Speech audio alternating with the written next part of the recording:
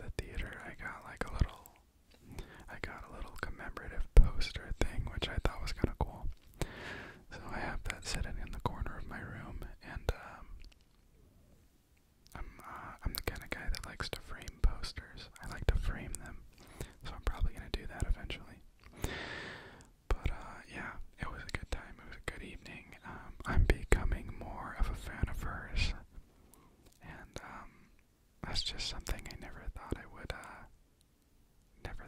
say, never thought I would be a fan of hers. And yet here I am. Interesting how life works, huh? But, I guess you could say I'm in my Taylor Swift era. And I don't know how long it'll last. But, anyways, that happened. So, I also ordered a desk. It was Amazon Prime Day. I don't know if any of you guys hopped on and, ordered anything for Prime Day, but I did. I hopped on and I ordered a desk. Because, my job allows me to work remotely occasionally. I decided it would be pretty cool to have like a little bit of a home office, a home computer, a desktop, just somewhere where I can work if I don't feel like going into the office, or I want a place to sit and work on YouTube videos or work on recording music. I feel like it's a lot more convenient to work on things from the comfort of your own home. And I don't know, I feel like when I'm maybe that's not entirely true, because when you're in the comfort zone, it's always hard to be productive. But at the same time, I feel like I can be vulnerable when I'm here. So when it comes to work, when it comes to recording, when it comes to music, I think it's going to be helpful for me to have a little bit of a home studio. So I ordered a desk that'll just go right here in this corner, and I think it'll fit nicely. It's going to be a little crammed. My room's not that big, but it is big enough for me to install a desk in the corner, and that'll be cool. That should be getting here soon. I went on a date. I went on a couple dates actually, but I haven't gone on a date in a very long time, and well, I guess I can't say that. I haven't gone on a date with a new person in a very long time. I think that some of you guys who have been in long relationships understand it's always a little nerve-wracking jumping back into the dating scene and reacclimating to the single life, and it's almost like a learned skill. You kind of have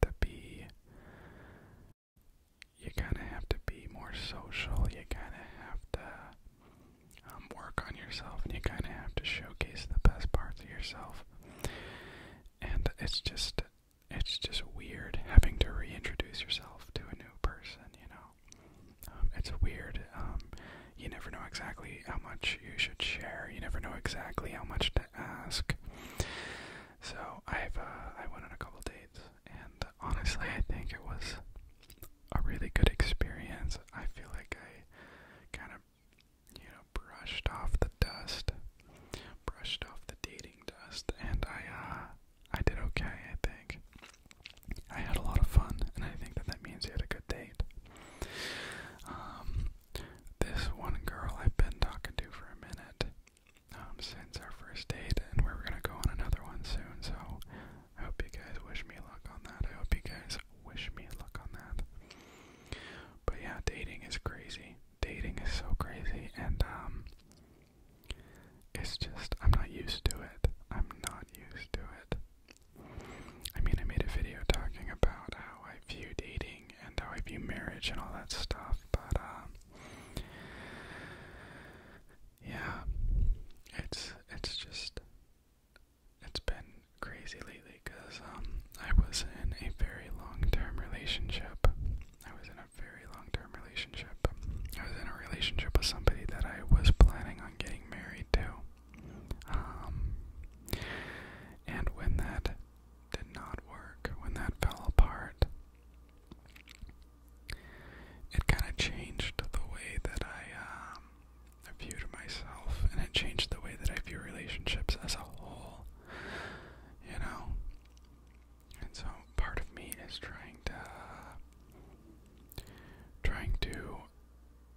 reintroduce myself to starting something new, being vulnerable again, opening up again, and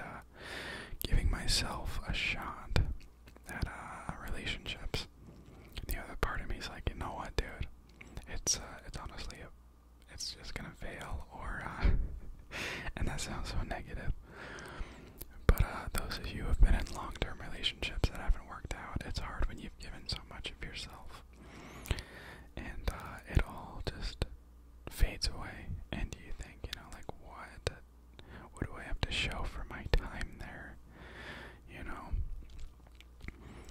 So hopefully you're able to turn those moments into learning experiences. I know that that's been something I've had to do. I've had to think back on it, and I've had to think to myself, what do I know now that I didn't know then, and how is this going to help me with my future relationships, Because ultimately that's kind of what dating is. You go on dates to figure out what you like. You go on dates to figure out if you're compatible with someone. You figure out what traits you need. You figure out what traits you can't stand. And so it's a lot of trial and error, ultimately, right? So it's hard to convince yourself to begin the trials, though, because it always seems like it'll end in an error. But lately I've been on a few dates that I've really enjoyed. So we will see how they pan out. I'm gonna keep on going on dates. I'm gonna keep talking to new people. I need to push myself. I do need to push myself, because I've gotten kind of comfortable with being alone. And I don't know, you guys probably, maybe you'll understand, but it's almost at the point where I enjoy being alone so much. I enjoy not having to report to someone. I enjoy not having to, make plans. I just like being my own boss. I like being independent. But I also know that a large part of what has made me happy in life has been having relationships with others. And so I need to rebalance that scale. I need to rebalance my independence and dependence scale so that it's a little bit more in the middle. And ever since my last relationship, I kind of have just been, leaning into the independent side of my nature, I guess. So I'm trying to learn to be dependent in a healthy way. And I think that I've been doing that through the act of dating. So, anyways, you probably weren't even interested in all that, but I figured I'd share it. What else can I talk to you about? Oh, yeah, so I don't know if I've talked about this before on the channel, but I am a huge fan of the author Cormac McCarthy. I'm a big fan of the author Cormac McCarthy. He wrote a few books, and some of them are turned into movies that you probably recognize. If you've seen No Country for Old Men, if you've seen that movie, that was based off a book. It was based off of a book that he wrote. And I love that movie so much. I love that movie with my whole heart. Honestly, it's in my top 10. It's probably my top 3 if I'm being real. I love it. It is one of the best movies I've ever seen.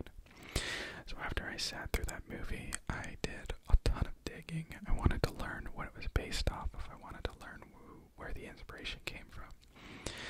And I learned that Cormac McCarthy wrote the book No Country for Old Men, so I started looking at all of his other books that he'd written. If you've heard of the book called The Road, or even seen the movie, that's also one that he wrote. I read The Road last winter, and I was so captivated by the story. I loved that book. His novels are usually very gloomy, they're very dark, they're very somber, they're very serious, and they are not filtered. They are not filtered in the slightest. But I think that he's trying his very best to portray realism in his novels, and I really appreciate that. I don't know. I always like getting all of the details. I like real perspectives on the real world, even if it is through a fictional book.